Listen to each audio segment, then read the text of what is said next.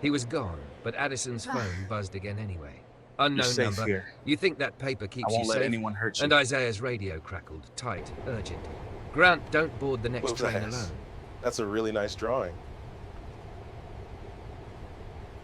If you've ever loved someone the world didn't understand, like, subscribe, and stay, you're gonna feel this one. Comment love wins if you're staying, because this couple is about to be tested. Addison Vale always boarded the 617 like it was a confession. The platform smelled of wet concrete and cheap coffee. People moved in, practiced lines, heads down, shoulders up, the whole city pretending it wasn't tired. Addison stood out anyway. Thick and curvy in a long wool coat, she carried herself with the guarded grace of someone used to being watched. Tonight, she didn't have the energy to care. Her sketchbook was tucked under her arm, black cover scuffed, elastic bands stretched from years of snapping it shut on feelings she couldn't name. It wasn't a hobby, it was her oxygen. She stepped into car 4 and slid into a window seat. Addison opened to a blank page and let her pencil move, the train's sway guiding her hand. A face emerged, older, tired eyes, a smile that looked earned. Addison shaded the cheekbones, softened the lines around the mouth. Drawing was the only way she knew to touch memory without bleeding. Her phone buzzed. She didn't need to look to know who. Gavin, the man who could turn I miss you into a trap, the man she'd left 3 months ago and still felt in the corners of her life. The screen lit. You still on that train? We can talk. Just talk. Addison swallowed and clicked the phone off. Her fingers tightened around the pencil until her knuckles paled. Breathe, she whispered. The next stop brought a gust of cold and a flood of bodies. Somewhere nearby, a couple argued in whispers sharp enough to cut. Addison kept her head down and drew faster, trying to disappear into graphite. Then a calm voice rolled down the aisle. Tickets, please. Not harsh, not bored. Steady. Addison looked up. The conductor was black, tall, broad-shouldered in a navy uniform that fit him like it belonged. Close-cropped hair, neat beard, a name badge that caught the overhead light. Isaiah Grant. His eyes were warm and alert, the kind that noticed without taking. He scanned tickets row by row with patient efficiency. When he reached Addison, she fumbled in her bag, suddenly too aware of herself, lipstick slightly smudged, pencil dust on her fingers. Sorry, she murmured. No rush, Isaiah said. Take your time. The words hit her harder than they should have. She found her ticket and handed it over. His fingers brushed hers by accident, warm against cold. He scanned it. The device chirped green. You're good, he said. Addison nodded quickly and dropped her gaze back to the sketchbook like it was a shield. Isaiah didn't move right away. His attention drifted to the page. You draw, he said softly. Yeah. Her voice came out flat, defensive. He studied the portrait with respectful distance. It's good, he said. Not just good for a train ride, good. Addison gave a small, humorless laugh. It's just lines. Lines can hold a lot, Isaiah replied, quieter now.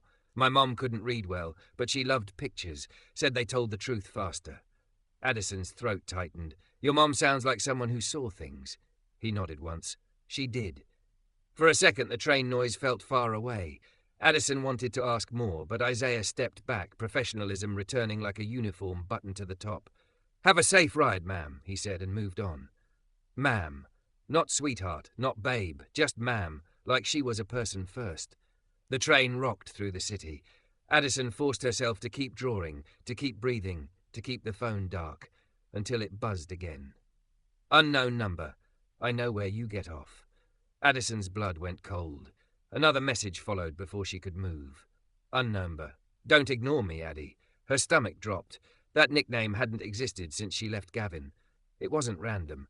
Addison looked around the car. People scrolled, dozed, talked. No one was watching her. That didn't help.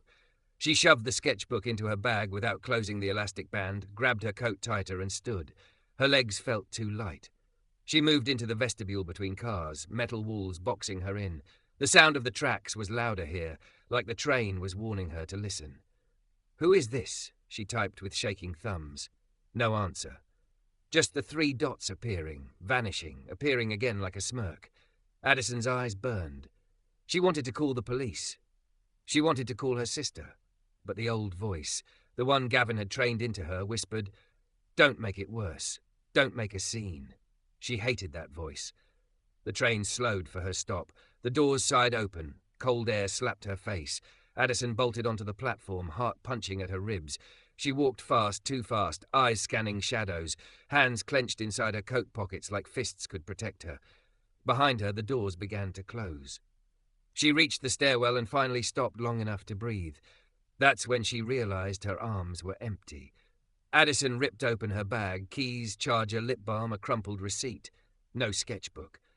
"No," she whispered, voice cracking. "No, no, no." She turned and ran back toward the platform, but the train was already pulling away. Wheels screamed against metal, lights shrinking into the tunnel. Addison stood at the edge, breathless, watching the last car disappear. Her sketches, her memories, her proof, all of it gone, unless someone on that train chose to keep it safe. On the moving train, Isaiah did his usual end-of-run sweep, slow, respectful, making sure nothing important got left behind. In car 4, on the window seat, he found it. A black sketchbook with the elastic band hanging loose. He lifted it carefully like paper could break. Inside the cover was a name in neat handwriting, Addison Vale. Isaiah flipped one page, just enough to see the portrait she'd been shading.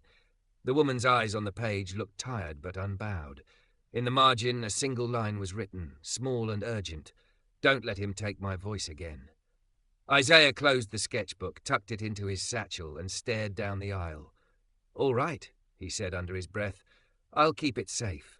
Addison Vale didn't sleep that night. She lay on her couch fully dressed, boots still on, coat draped over her like armor. The apartment was warm, but her bones stayed cold. The kind of cold that came from realizing someone had been close enough to know her nickname again. Her phone sat face down on the coffee table like a ticking thing. Every time it buzzed, news alerts, spam calls, even silence, her heart jumped like it was trying to leave her body first. At 2:11 a.m., another message lit up the screen. "Unknown number. You ran. Cute. Unknown number. You can't hide on trains forever." Addison's fingers trembled as she typed and deleted the same sentence 5 times. "Leave me alone." She didn't send it. She stared at the words until they blurred, then wiped her eyes with the back of her hand and told herself, out loud, "You're not a kid anymore. You're not trapped." But fear didn't care what year it was. Fear lived in the nervous system. Fear remembered. At 6:04 a.m., she finally got up and stood in front of her bathroom mirror. Mascara had smudged under her eyes, giving her a bruised look. She splashed water on her face and tried to press her thumb into the center of her palm, one of the grounding tricks her therapist had taught her, hard enough to make her brain focus on a single point. Her sketchbook was gone. And without it, she felt exposed, like the city could see straight through her. By 7:20, Addison was on the phone with the Transit Lost and Found office. A tired voice asked her for the line number, the car, the seat position. "Car 4, she said quickly. "Window seat 2 rows back from the door. Name, Addison Vale." There was a pause, paper shuffling. "We don't have anything logged under that name yet. Check back later today." Addison's throat tightened. "Please, it's important." "I understand," the voice said, but it didn't sound like it did. "Check back at noon." The call ended and Addison stared at the wall, breathing shallow. In her mind, she saw her sketches scattered in someone's hands, pages ripped, pencil lines erased. The one place she kept her truth turned into entertainment for strangers. She hated how much it mattered. At the rail yard, Isaiah Grant started his shift the way he always did, coffee in a steel travel mug, uniform crisp, mind steady. He'd learned to keep his life in order because trains didn't wait for chaos. But this morning, order didn't come. The sketchbook sat in his satchel like a heartbeat that wasn't his. He'd kept it at home, safe, away from the locker room where things got borrowed and never returned. All night he'd thought about the line he'd read in the margin, "Don't let him take my voice again," and the way Addison's face had hardened when her phone buzzed. He wasn't the type to insert himself in people's lives, but he was the type to return what didn't belong to him. Carefully, properly. At 8:13 a.m., he stepped into the supervisor's office, placed the sketchbook on the desk like it was evidence, and said, "Found this on my last run. Passenger left it behind." The supervisor, a woman named Denise who ran the place with calm authority, opened it just enough to see the name inside the cover. "Addison Vale," she read. "You log it?" Not yet, Isaiah admitted. I wanted to make sure it didn't get misplaced. Denise looked at him over her glasses. You're too honest for this job, Grant. He didn't smile. It looks personal. Denise closed the sketchbook and slid it into a clear, lost-and-found bag. I'll log it now. If she calls, we'll tell her to come pick it up. Isaiah hesitated. If she comes, can I? Denise raised a brow. You want to hand it to her yourself? Isaiah heard how that sounded and shook his head. No, I don't want it passed around. Denise's expression softened. I'll put it in the safe cabinet. Only me and security have access. Isaiah exhaled, relief loosening the tightness in his shoulders. As he turned to leave, Denise added, Passenger sounds like someone who needs the right kind of kindness. Not the loud kind. Isaiah nodded once. Yes, ma'am. He spent the morning doing his job. Tickets, doors, announcements, the rhythm of steel and schedule. But his mind kept drifting to the image of Addison's hands holding that sketchbook like it was the last piece of herself she trusted. At 11:52 a.m., Denise called him back into the office. She called, Denise said. Isaiah's pulse kicked. Is she coming? Already here. Denise nodded toward the waiting area. Isaiah stepped out and saw Addison immediately. She looked different in daylight, but the same in the way people look when they've been fighting invisible wars. Her hair was pulled into a loose ponytail, honey blonde strands escaping around her face. She wore fitted jeans and a long sweater under her coat, curvy and soft. But there was tension in her posture like she was bracing for impact. She clutched her phone so tightly her fingers looked stiff. When her eyes met Isaiah's, confusion flickered. Then recognition. You, she said, quiet. Isaiah stopped a few feet away, enough space to not crowd her. Ma'am, Addison, right? Her lips parted like she wasn't used to being called her name without heat behind it. Yes. Denise unlocked the cabinet, pulled out the clear bag and handed it to Isaiah, giving him a look that said, Be careful. Isaiah held the bag out. I found it on the train last night, kept it safe. Addison reached for it, then paused, as if she didn't trust her own hands. Thank you, she breathed. When she opened the bag and touched the sketchbook, her shoulders dropped a fraction, like something inside her finally unclenched. She hugged it to her chest. For a second her eyes shimmered, and she turned her face away like tears were an inconvenience. Isaiah kept his voice low. I'm glad you got it back. Addison swallowed hard. I didn't think I would. Denise stepped away to give them privacy, but she stayed close enough to be a witness if needed. Addison looked down at her phone again, thumb hovering over the screen. Someone's been texting me, she said, almost like she was admitting a crime, from an unknown number. Isaiah's expression didn't change, but something sharpened in his attention. Threats? Her laugh came out bitter and small. Not exactly. Worse, it's someone who knows me. Isaiah nodded slowly. Do you feel safe going home? Addison hesitated too long. Isaiah didn't push. He simply said, If you'd like, I can walk you to the front doors, public area, cameras. Her eyes lifted, searching his face for an angle, a motive, a hidden hook. Finding none seemed to confuse her. Okay, she whispered. Yes, please. They walked together through the station. Isaiah kept pace without crowding her, hands visible, body angled slightly away, every movement communicating, I'm not here to trap you. I'm here to make space. Addison's phone buzzed again mid-step. Her whole body tensed. She didn't want to look. She did anyway. Unknown number? So you went to Lost and Found. Unknown number. You always did love an audience. Addison stopped walking. Isaiah stopped too. What did it say? Her lips trembled. It knows where I am. Isaiah's jaw tightened. Show Denise and station security right now. Addison shook her head instinctively. No, if I make it official, He already is. Isaiah said gently, not raising his voice. He's already crossing lines. You're not making it worse. You're making it documented. The word documented landed like a handrail. Addison looked at Isaiah, and for the first time, her eyes held something besides fear. Anger, too. The kind that could become power if someone helped her hold it steady. Okay, she whispered again. Okay. They turned toward the security desk, and that's when Isaiah saw him. Across the concourse, near the vending machines, a man leaned against the wall like he owned it. White, mid-30s, polished in a way that felt rehearsed. He wasn't in uniform, wasn't staff, but he watched like someone waiting for a cue. When his gaze locked onto Addison, his mouth curved into a smile that didn't reach his eyes. Addison's breath hitched. Isaiah stepped slightly in front of her, not blocking her path, not touching her, just positioning himself between her and that stare. The man pushed off the wall and started walking toward them. Slow, confident. Addison's phone buzzed one more time. Unknown number. "Tell your new friend I said hello." Addison's lungs forgot how to work. The man by the vending machines, Gavin Mercer, walked like the station belonged to him, like the cameras were decoration and the crowd was just background noise. His coat was too clean for the weather, his smile too practiced for the way Addison's stomach dropped. Isaiah felt her freeze behind him. He didn't touch her. He didn't grab her arm like she was property he could steer. He simply shifted his body. Broad shoulders, calm stance, so Gavin's direct line became an angle. Gavin stopped 3 feet away, hands open like he was harmless. His eyes slid over Isaiah's uniform, then back to Addison, and the smile sharpened. "Addie," he said softly, like a pet name. "There you are." Addison's fingers crushed the edge of her sketchbook. The black cover creaked. "Don't call me that," she managed. Her voice came out thin, but it didn't break. Gavin's gaze flicked to the sketchbook. "You almost lost your little diary," he said. "That would have been a shame. All those feelings." Isaiah's jaw tightened. "Sir," he said evenly, "you need to step back." Gavin looked at him as if noticing furniture. "And you are?"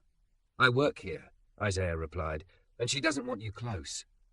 Gavin laughed once, quiet, dismissive. "This is between me and my fiancée." Addison flinched at the word like it was a slap. "I was never your fiancée," she said, louder now, anger finally threading through fear. "I left 3 months ago." Gavin's smile didn't change, but something behind it did, like the light in his eyes dimmed. "Oh, come on," he said. "We're not doing this in public. You're going to make a scene." "I'm not," Addison said, thumb pressing hard into her palm, grounding herself. "You are."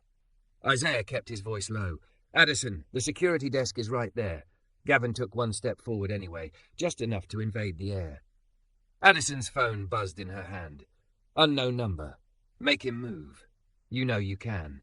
Her stomach rolled. The message wasn't just intimidation. It was instruction, a reminder of the old pattern. He pushed, she folded, and he called it love. Isaiah saw her glance at the screen. He didn't ask for the phone. He didn't demand anything. He simply said, "Show that to security." Gavin's head tilted. "You're showing strangers our private messages now?" His voice turned sweet. "That's not like you." Addison's eyes lifted, wet but steady. "You don't own what's private for me." Something in Isaiah's chest eased at that.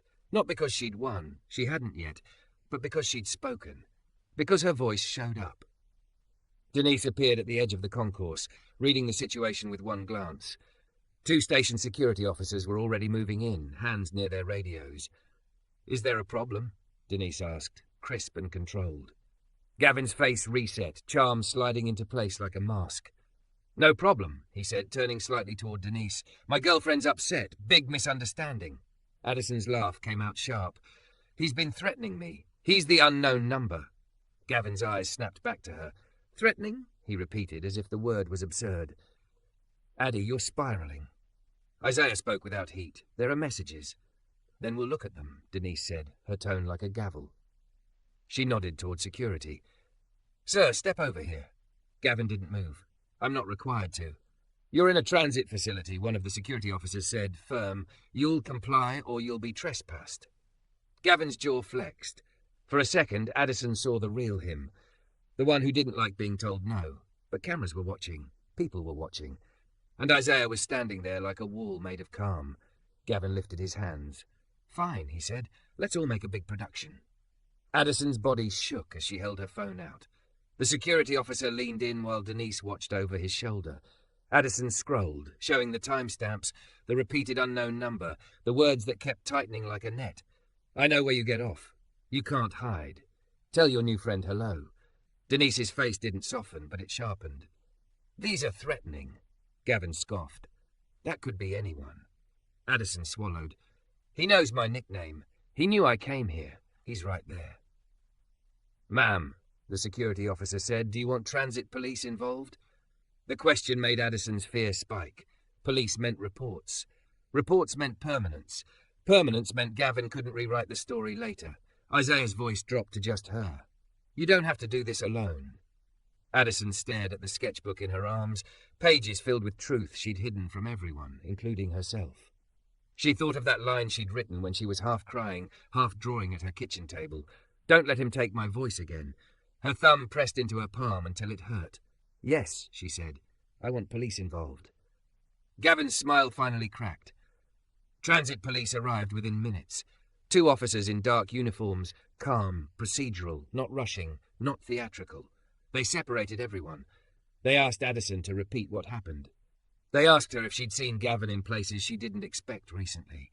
They asked if he had keys, access codes, shared accounts. Addison answered through a throat full of sand. "He had a copy of my old key," she admitted. "I changed the lock. He still shows up." One officer nodded, writing, "We can file a report today.